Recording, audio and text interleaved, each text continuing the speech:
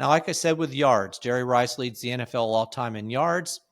He had 19,247 with the 49ers. He ended his career with 22,895.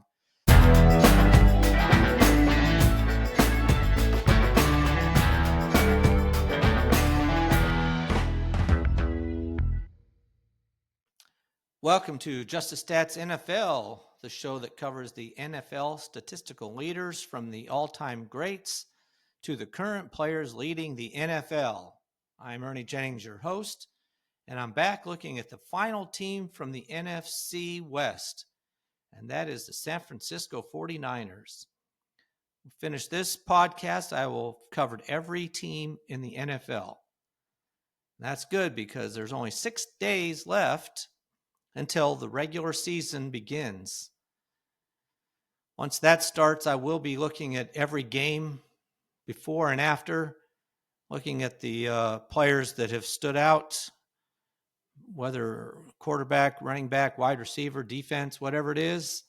We'll give you standout statistics, and we'll just see how that goes. Should be fun to watch the players and see who's doing well for each team and who's at the top of the NFL in every category. So like I said, I'm looking at the San Francisco 49ers. So we're going to look at the greatest 49ers of all time, compare that to the 2024 team, and look at their upcoming season. When I get done, I'm going to also look at the division, check that out.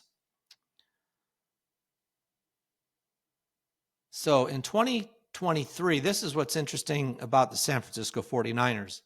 In 2023, they won the NFC West with a record of 12-5. Then it comes 2024, injuries, just all kinds of things happen. Their record almost flipped exactly, not quite, but they ended up finishing in the basement of the division, going from first to last. They finished with a record of 6 wins and 11 losses, so almost a flip completely. At home, they were 4-5. On the road, 2-6, and in the division they were 1-5. Sorry. So take a look at them. How does the 49 players of 2024 look compared to the greatest 49ers of all time and to the NFL as a whole? That's what we're going to find out right now on this episode of Just the Stats NFL. So we'll start with the coaches. George Seifert from 1989 to 1996 had 98 wins. He's got one of the best records in NFL. 98 wins, 30 losses. That's a winning percentage of .766. Better than Bill Walsh even, who was second with 92.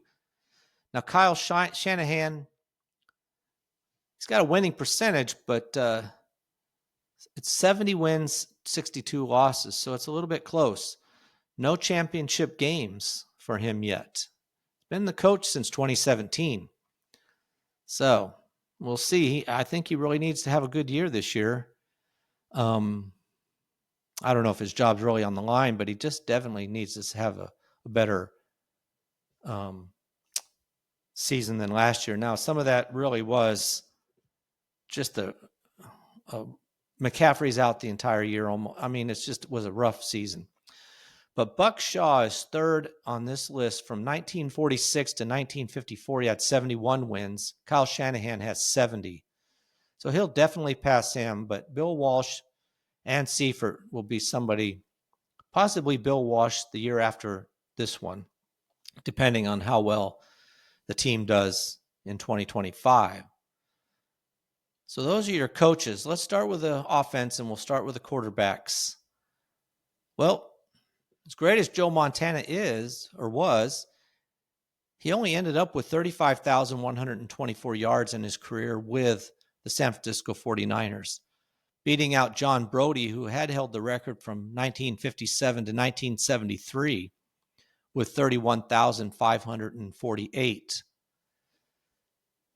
Brock Purdy is currently 10th on the list with 9,518 for the team.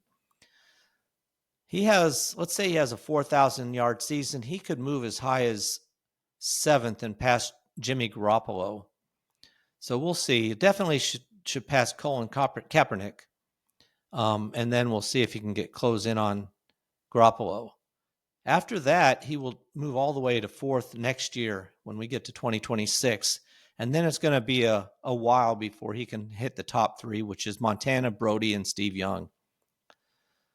That's in yards. Looking at touchdowns, Joe Montana had 244 touchdowns. Now, this is where Steve Young stood out because he was 3rd in yardage, but he was 2nd in touchdowns.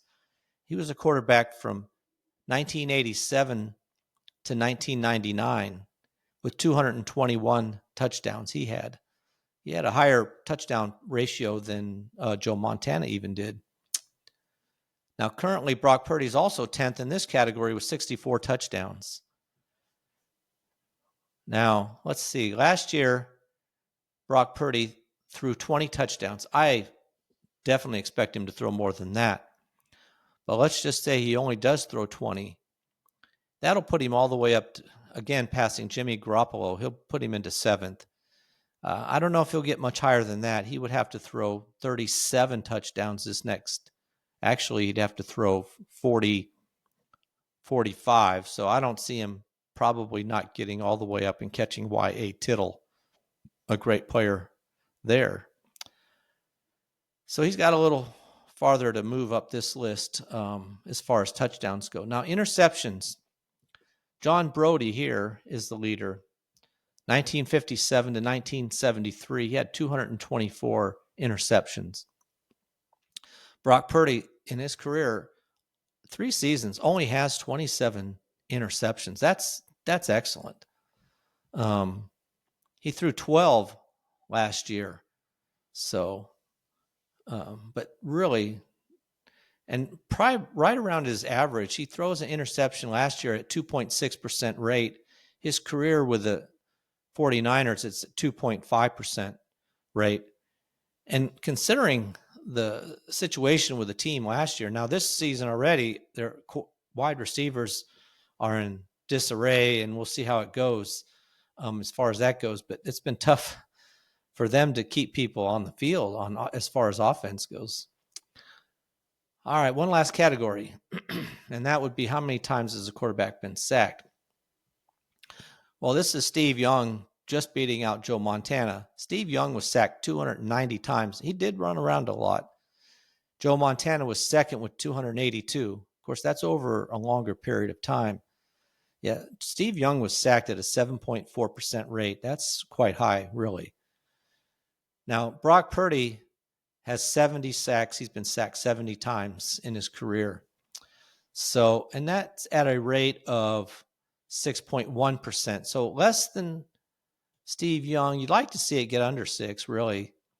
Last year, he was sacked 31 times, so right around his average. And, yeah, he needs to drop that down much less than 60. And hopefully he will this year. We have McCaffrey back there as far as running back, and he's also a good pass blocker.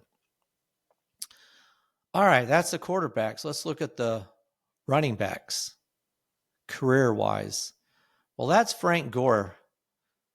Frank Gore, just with longevity, was able to do some things as far as running backs go. But Frank Gore from 2005 to 2014 had 11,073 yards rushing to lead the team, which by quite a ways. Joe Perry from 1948 to 1963. So this is a record he broke that had been set in 1963, and he broke it sometime in the 2010s. So it took quite a while. But Joe Perry had 8,689 yards. Those are your top 2 players. Now, currently on the team, obviously, Christian McCaffrey is the leader, but he's only 16th on the list. He's been on the team since 2022, but he only had 1 season where he played every game. So he really could move up this list. If he has a 1,000-yard season, he'll move all the way to the top 10. And if he could do even better than that, a little higher. But he just needs to stay healthy. We'll see how he does. That's in one of my fantasy leagues, I'm gambling that he will stay healthy. So that's my hope as far as that goes. But those are your leaders in the rushing department. Now, Frank Gore, like I said, with longevity, he was with a team from 2005 to 2014, but he did bounce around a little bit after that. He played for 5 teams. He played till 2020. He ended up with 16,000 yards exactly. So he had 11,000, we'll say, with San Francisco and 5,000 with those 4 other teams. But 16,000 was good enough to put him third all time. Somebody you would not think of on this list. He's surrounded by Emmitt Smith, Walter Payton, and Barry Sanders is right behind him. So that's the kind of people that are in this list with him. But third all time for Frank Gore, so really good for him. Now, when it comes to touchdowns, even though Frank Gore really passed Joe Perry in yards, he didn't in touchdowns. Joe Perry still has the record. Like I said, his career ended with San Francisco in 1963. He had 68 touchdowns. That is still the lead. Frank Gore's second was 64. So that's a record that still stands. Now, Christian McCaffrey has 20. So that'd be the only guy that would even have a chance. And obviously it's going to be years, 4 years at least, probably before he could do that. And will Christian McCaffrey still be playing in 4 years? I don't think so. Now, Deebo Samuel also had 20, but rushing touchdowns, interestingly. But he's no longer with the team now that he's with the Commanders. So those are your leads there. So Frank Gore, despite all the rushing yards, did not have the rushing touchdowns to make the all-time list either. All right, let's look at the wide receivers and tight ends and so forth. Now, this is an area where you're going to see tight ends up here on this list. But Jerry Rice, obviously, for the 49ers, is a player that it's going to be hard to ever beat, just like it was for Larry Fitzgerald for the Arizona Cardinals. But Jerry Rice, from 1985 to 2000, had 19,247 yards. And before I go any further with the yards, let's look at the receptions. Same thing, though. Jerry Rice, 1,281 receptions to lead the 49ers. Terrell Owens is second with 592 receptions. Before I go any farther and talk about George Kittle, but Jerry Rice, as far as receptions go, had ended his career with 1,549. He played for 3 teams. And so you can obviously see that the vast majority of the receptions came with the 49ers. But those 1,549 puts him number 1 all-time in the NFL in receptions. Now, as far as the team goes, George Kittle leads the team as the overall 3rd position, but number 1 tight end with 538 receptions. Now, should easily pass Terrell Owens this season. He only needs 45 receptions to pass Terrell Owens to move into 2nd all-time for the San Francisco 49ers. So I fully expect to see that happen this year. Now, Samuel was the next player on this list. He had 334, but like I said, he went to the Commanders. And then you drop way down to, believe it or not, you would think it'd be McCaffrey, but it's not. It's actually Kyle Juszczyk, who's been with the team since 2017 as a fullback. He has 184 receptions. He's the next leading receiver. Now, I think that's going to change. I would say Juwan Jennings is right behind him, but we'll see what happens with his contract and with his injury, those 2 things, and then McCaffrey is the next one coming up. So they don't really have anybody as far as wide receivers that are on this list that we can even watch anytime soon. Now, Pearsall could years down the road, but right now the only receiver we're really interested in is Kittle as a tight end. Now, when we're looking at tight ends, he's not quite there yet to be somebody all-time NFL status, but we'll watch him. Now, as far as running backs go, it's Roger Craig is the leader in receptions with 508. So it's going to be difficult for like I said, for either McCaffrey for sure. He's only got 134. So I think Roger Craig's probably pretty safe with that total in receptions. Now, like I said, with yards, Jerry Rice leads the NFL all-time in yards. He had 19,247 with the 49ers. He ended his career with 22,895. So he got another 3,600 yards plus after he left the 49ers. That's the lead in the NFL all-time by over 5,000 yards. It's going to be tough for anybody to catch him. There's nobody even close right now, and it's going to be a long time. Now, again, George Kittle's third behind Terrell Owens, who is second. But unlike the reception category, he won't catch Terrell Owens, I don't think. He needs 1,200 yards to do it, and that, I'm not saying it's impossible. Last season, George Kittle did have 1,100 yards, a little over 1,100, so it's possible. But it'd be a much bigger task than the reception category. But right now, George Kittle's third on the team. And like I said, Deebo Samuel was 11th for the team, and you have a big drop. Brandon Ayuk is 14th. Unfortunately, he won't be playing for the team anytime, at least for a month and probably 6 games. It could be longer. And then again, you drop all the way down to Kyle Juszczyk. So they really are hurting in the receiving department. They need some help there. And we'll hopefully Pearsall will stand up for them and be somebody. And of course, McCaffrey's back. And if he's healthy, he'll definitely be somebody that's going to catch a lot of passes this upcoming season. All right, let's look at the touchdowns all time. And again, Jerry Rice, you just can't get away from him. Jerry Rice had 176 TDs receiving to lead the 49ers and the NFL. All time, he had 197.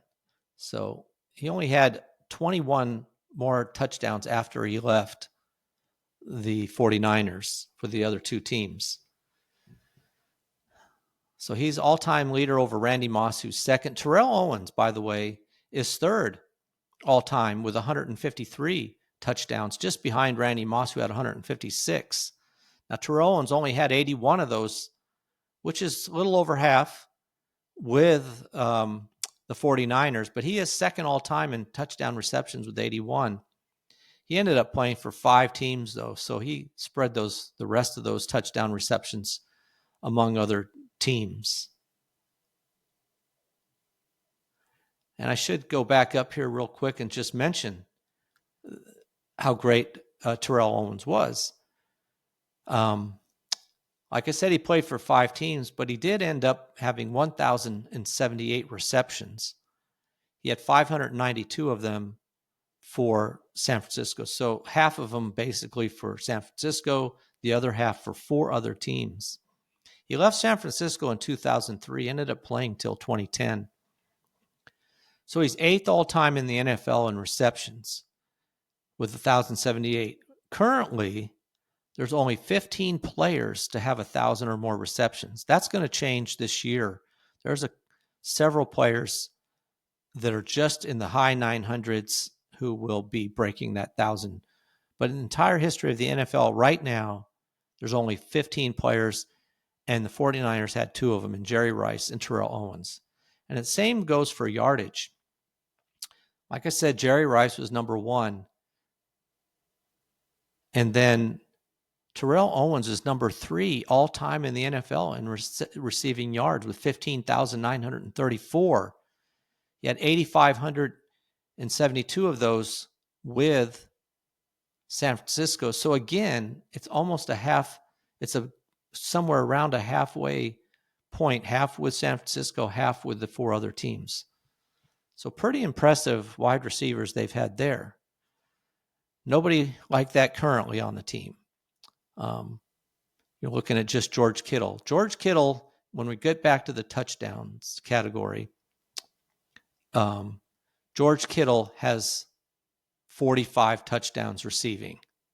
Now, if he could have a good year, he had 8 last year, I think he should have more than that. If he had 10, let's just say 11, he'd move all the way to 4th place.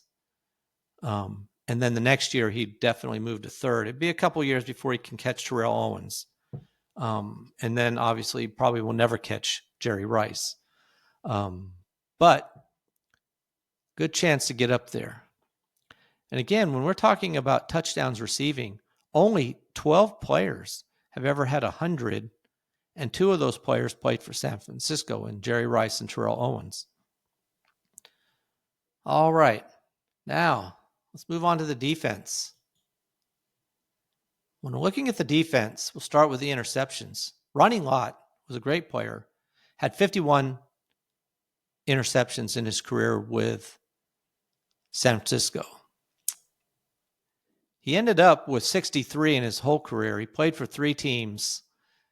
After leaving San Francisco, he played for another 4 years. He ended up with 63, which is good enough to be 8th all-time in the NFL, tied for 8th position.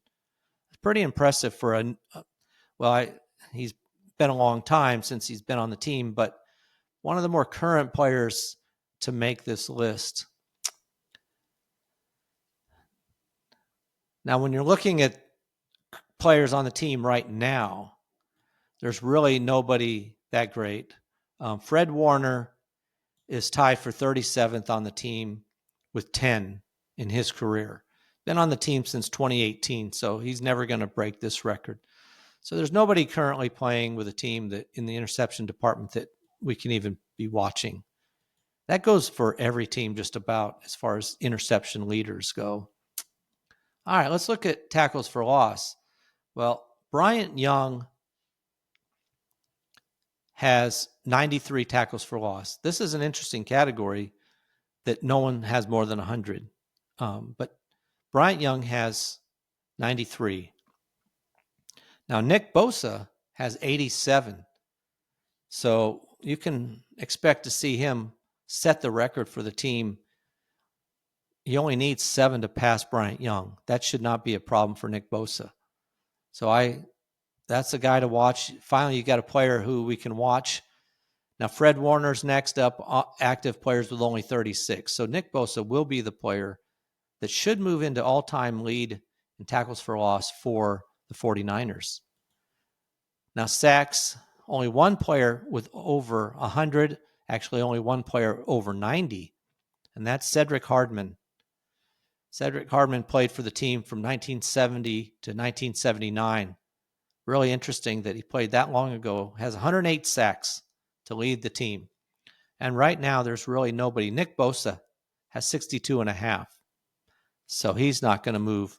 I mean, if he gets 10, he'd tie for third. 10 and a half, he could move into third place all time. But that's the best he's going to do this year. Unless he was to set some type of NFL record for most sacks in a season. But I don't see that happening. So that's currently the best they've got for the sack department. So that's your team on a career-wise basis. Let's move over to single-season records. Now, this is Brock Purdy, who broke the record 2 years ago. In 2023, he had his best season as far as yards go with 4,280 yards to pass Jeff Garcia by 2 yards. Played the same amount of games. Even Brock Purdy missed 1 game in 2023, but Jeff Garcia in the year 2000 had 2 yards less than that.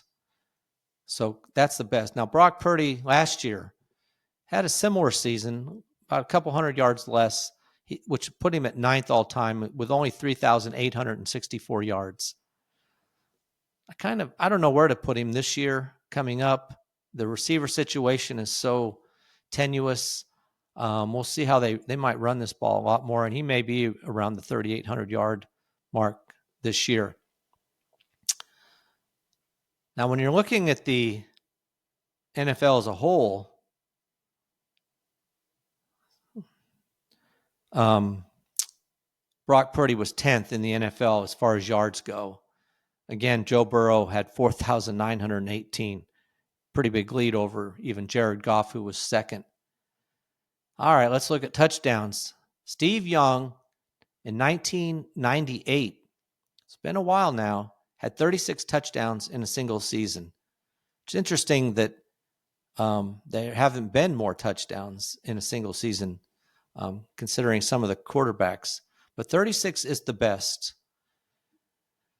Now, Brock Purdy only had 20, which puts him way down the list, tied for 21st. Actually, I'm sorry, he had 20. So that ties him for 22nd as far as the team goes. When you're looking at the NFL, again, it was Joe Burrow had 43. Obviously, it would have been a record for the team.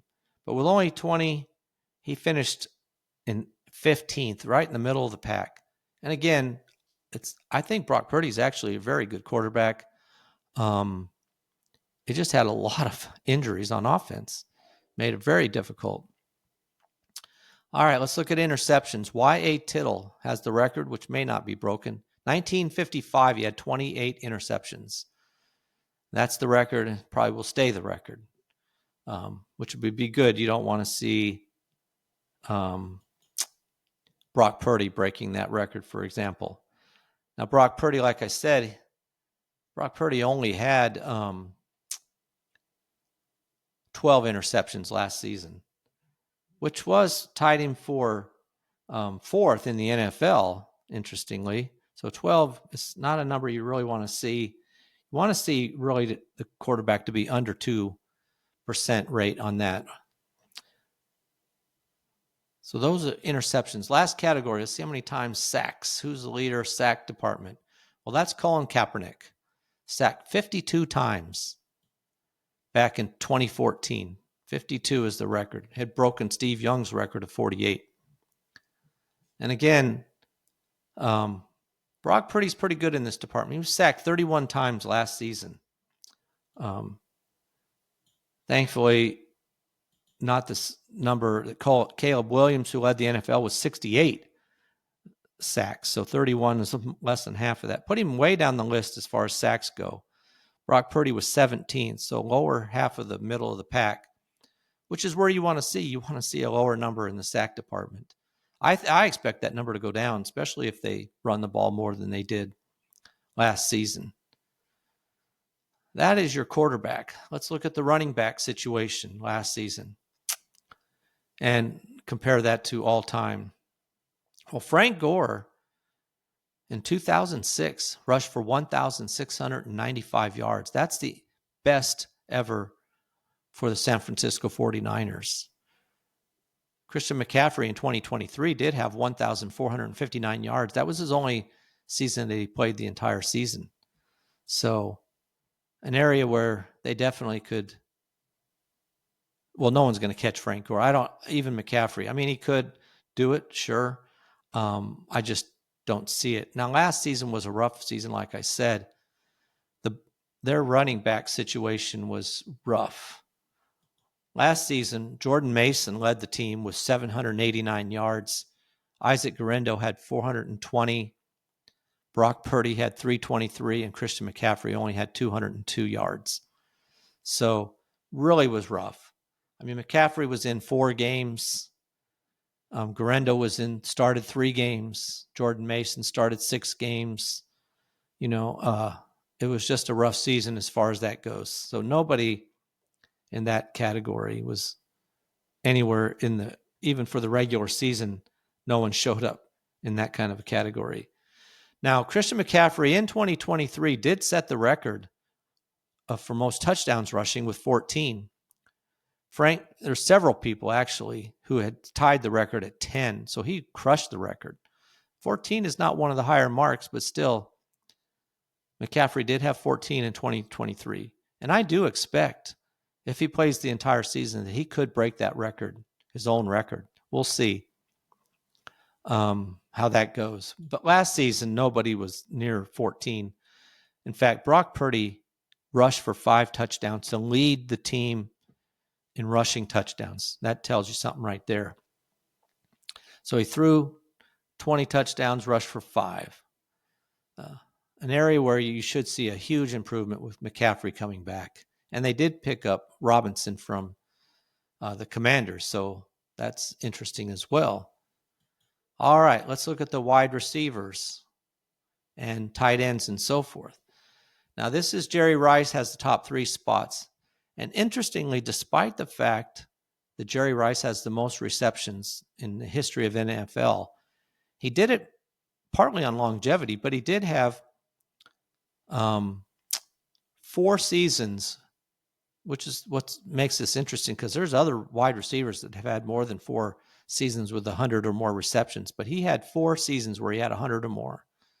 And he does hold the record. In 1995, he had 122 receptions to lead the team. That's the most ever. Current players on the team, Terrell Owens, I'm sorry, actually, back that up. George Kittle in 2018 had 88. I do think this is a year he could break that and hit the 100 reception mark, but we'll see.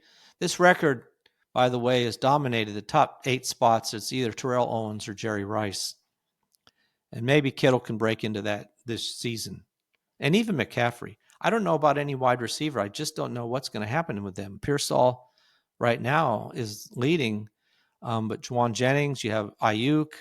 We'll just see who's going to be playing for the team and win. So the team currently, as far as receptions go, this past season, again, nobody really. George Kittle had 78 to lead the team. Juwan Jennings had 77. Those are your top 2 by a long way. I mean, Deebo Samuel had 51. So nobody impressive in that category. And in the NFL, they were way down the list as far as receptions go. I mean, way down. Way the bottom third of the league in receptions for Kittle and Jennings. Jamar Chase had 127 receptions to lead the NFL. So you can see there's a lot of work for the offense this year. And with McCaffrey makes a huge difference if he's healthy. Now, Jerry Rice, in the same year, he had 122 receptions, led the team with 1,848 yards receiving. Huge lead over his total that he had beat of 1,570 back in 86. Now, this is a category where Jerry Rice has the top 6 spots. Deebo Samuel's the only one that was able to break into the top 10. Him and George Kittle. Kittle did it in 2018 with 1,377 yards, and Deebo Samuel's, who's not on the team now, but he did have 1,405 yards in 2021. So Brandon Ayuk was up there. But this past season, when it comes to yards, George Kittle, on only 78 receptions, was able to have over 1,100 yards. He had 1,106, which is 20th best for the team in that category. And when you're looking at the entire NFL, like again, Jamar Chase had 1,708 yards. George Kittle was 13th in the NFL last season with his 1,106 yards.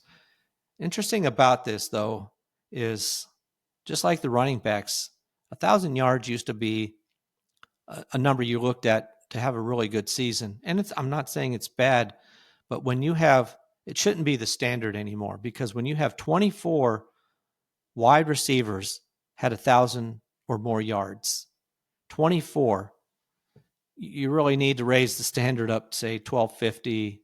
I'd even go as high as 1,500, but if you did that, you'd only have 2 players who were on this. So maybe more like 1,300 yards should be the average number for a really good season.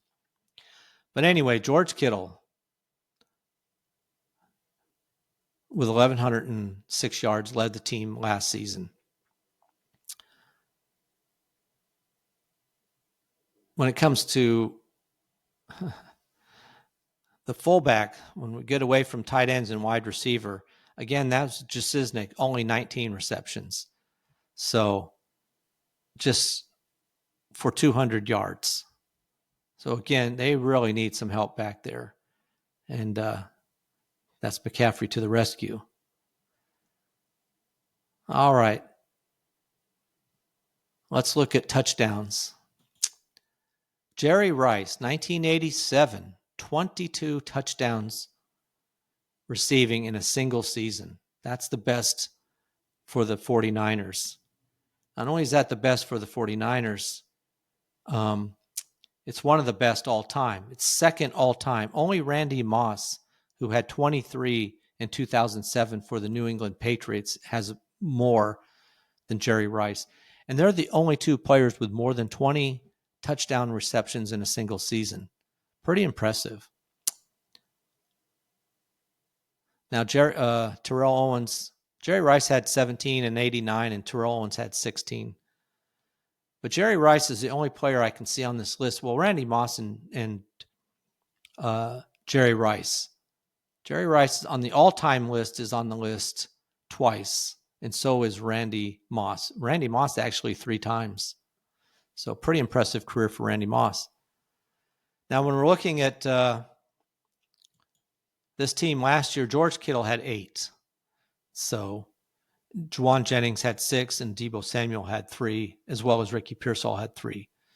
So we're going to see some changes there, obviously. With Juwan Jennings, we don't know when he'll start playing, if and when. And then Ricky Pearsall should play more games, start more games. He definitely will see an increase. And Deebo Samuel's not on the team.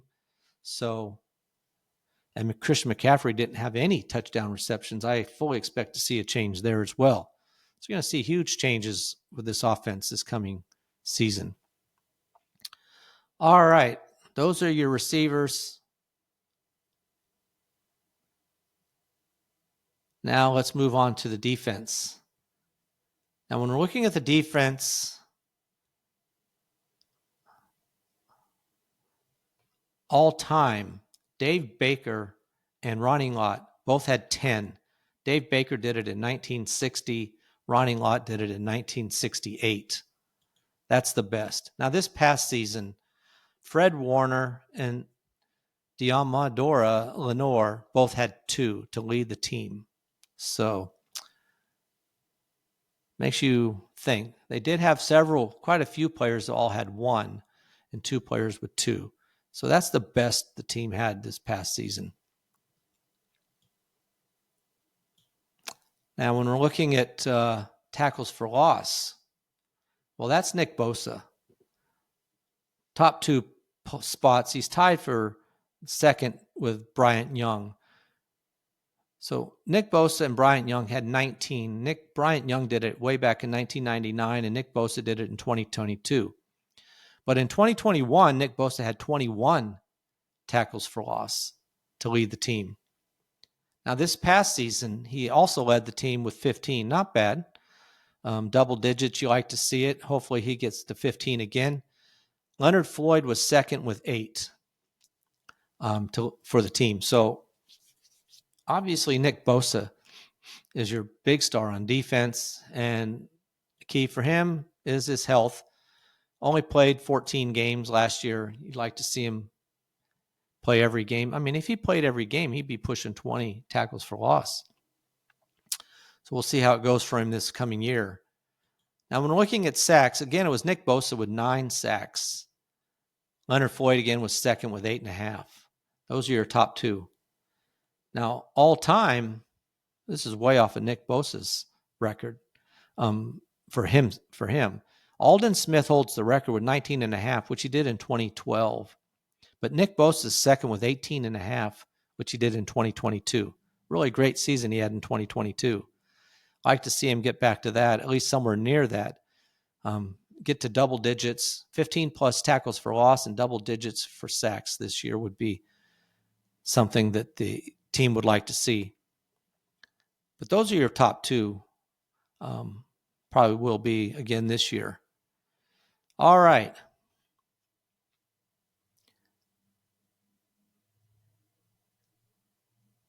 Let's move on to the team outlook. Let's look at the team outlook this right now. The Vegas has them over under at 10.5 wins. Now, the reason they won't get there, cons would be these injuries are incredible for this team.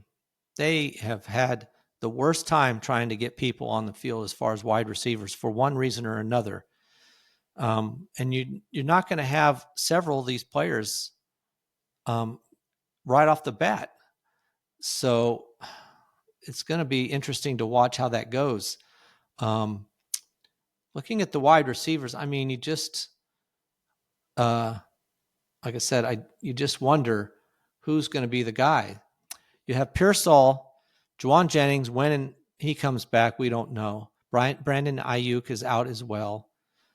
So just have to wait and see who's going to be playing as far as wide receivers go. So that's an area which makes it difficult. Why they would get 10.5 wins or more is they do have a very favorable schedule. That's one thing about coming in dead last in your division. You get the 4th place schedule going into the next season. So on paper, they have a very favorable schedule. And then the biggest reason is they got McCaffrey back. So that makes a huge difference. Can they get to 11 wins? I don't know. They had 6 last season. I just don't know. You have improvements by other teams. I'm going to put them at 10. I'm going to say no, they don't. I just think they're going to have some difficulties still on defense. And that wide receiver core is just so questionable on what's going to happen with them. So I'm going to say no, they don't make it. They do get to 10 wins. They'll have a winning season, but they're not going to get to 11. So when we're looking at the fantasy outlook, let's check that out. Well, right now, Christian McCaffrey is going off the board in the 1st round. He's running back 3. He's going about the 7th pick right there. That's his average spot being taken. If he holds up, he could very possibly be the number 1 running back, the number 1 fantasy player in the NFL if his health holds up. I mean, if he gets back to that position, he could be an incredible pickup even when you're picking him in the 1st round. Now, George Kittle comes up next. He's tight end 3. He's been dropping off this, being picked up early 4th round, late 3rd round, early 4th round. Only being McBride and Bowers only being picked ahead of him as far as tight ends go. And he's the line most people are calling. If you can't get George Kittle or Bowers or McBride, you might as well just wait and pick tight ends toward the end of the draft. There's seems to be a pretty big drop-off. And I do think Kittle actually, in my opinion, might be the number 1 tight end this season. When you look at the wide receivers, like I keep harping on, who are they going to throw the ball to?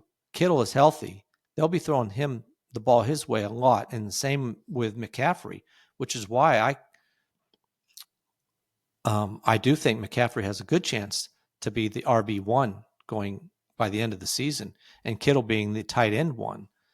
So those are 2 definite pluses. Now, Ricky Pearsall has been going the second half toward the end of the 7th round. He's wide receiver 34, which in some sense could be a steal because he should be the number 1 wide receiver for the team early on. And if he plays well, he could hold that position even if Brandon Ayuk comes back. Brandon Ayuk hasn't even practiced yet. So he's going to need some time to ramp it up. And if Ricky Pearsall can show some talent, he could stay there. So with the late 7th round pick, you're getting the starter, the number 1 wide receiver for the team. Good pickup. So, hey, maybe you play him early on. He does well. Trade him for somebody higher up, and you've made a good deal. So the second half of the season, maybe his numbers drop some. Now, Juwan Jennings is another one. He's going in the second half of the 9th round, wide receiver 43. I just don't know what to think about him. I'm not even touching him. I just have said, nope, I'll just let him go. There's other players other wide receivers you can pick up that have equal talent, I think. I just don't trust Juwan Jennings to be somebody that's going to make or break my team. Now, Brock Purdy's been going as quarterback 12, end of the 9th round, early 10th round. I think that's about right. Like I said, if McCaffrey stays healthy, there could be a lot of running going on with the team. And he could have a year similar to what he had last year. So I just don't expect to see him, not that he's a bad quarterback, but I just don't see him being a quarterback that's going to make a huge difference. Now, talking about some of these other players, Brandon Ayuk going as in the 12th round. You could, if you have an IR spot, you could put him on there and then just see what happens with him. If you have enough bench space, you could put him on your bench and see if maybe he pans out later in the second half of the season. We'll see. Now, Isaac Guerendo was being picked up by a lot of people. If you had a draft earlier before the team picked up Brian Robinson, a lot of people, and I would have been one of them, would pick up Guerendo in case McCaffrey got hurt. Well, now that Brian Robinson's on the team, Guerendo's kind of going by the wayside. He's somebody you can. I wouldn't even bother with. I think Robinson now is in the position to be the backup for McCaffrey. So Brian Robinson's been going in the 10th round. So if you can pick him up, he's somebody you might want to consider as a backup for McCaffrey. All right, let's look at the division. Who is going to win this division? Well, last season, it was the Rams finished first, Seattle second, Arizona third, and San Francisco fourth. I'm basically flipping this. Every year, teams go from first to last or don't make the playoffs from one year to the next. So what teams, and I think this is a season where we're going to see that happen. I'm putting Arizona Cardinals to win this division. San Francisco 49ers coming in second. The Rams, who a lot of people feel could win the Super Bowl, I'm putting them coming in third, actually, in the division, and Seattle coming in fourth. So the top two teams are now the bottom two teams, and the bottom two teams are now the top two teams. That's kind of what I've decided in my outlook on this division. So Arizona Cardinals first, San Francisco second, LA Rams third, and Seattle Seahawks coming in last.